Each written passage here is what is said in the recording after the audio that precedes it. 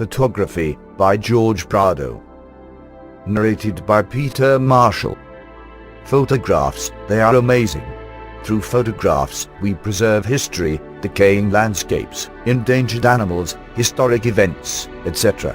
We use photographs to recall the first steps on the moon, the inauguration of a new president, the lifting of a flag on a faraway hill during war. Mothers decorate large scrapbooks just to protect their precious memories. Photographs evoke the essence of places we have not been, we may not return to, and should never forget. With a photograph, I can bring someone from his spot on the globe to mine. They can stand with me in the middle of a forest, or walk in silence through the dim light of a swamp.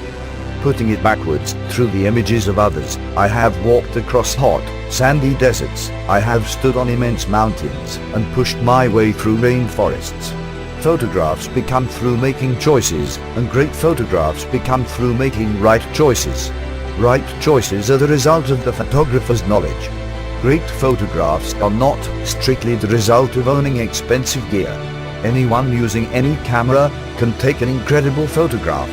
A skilled photographer takes the time to read the camera's manual and familiarize themselves with everything that his camera will do. After all, if you don't know what your camera will do, then how are you going to use it? A truly skilled photographer will up its camera and get it to do more advanced things. Photographs are visual artwork. They take something ordinary and make it extraordinary. A strand of barbed wire fencing becomes romantic. Seeds of a common weed fire imagination. Images should express the passion you feel for that scene. It's simple to say it, but photography should always be fun. You should always enjoy the process. You must have passion for photography, passion for the photograph, and the subject must communicate to you and the viewer. An image of a spider spinning its web should fascinate others as much as it did to me when I took it. Photography connects people through interests and locations. It spans distance as a bridge between worlds. I can learn much about nature and people by viewing online galleries. None of us will ever be above others in photographic society. Owning an expensive camera does not make a photographer greater than a father with a point-and-shoot who just wants to remember his son's baseball game. It will create more opportunities for taking better photographs with less effort, but in the end, it doesn't make you any greater. My willingness to share what I have learned will have a direct reflection on what others think of my work.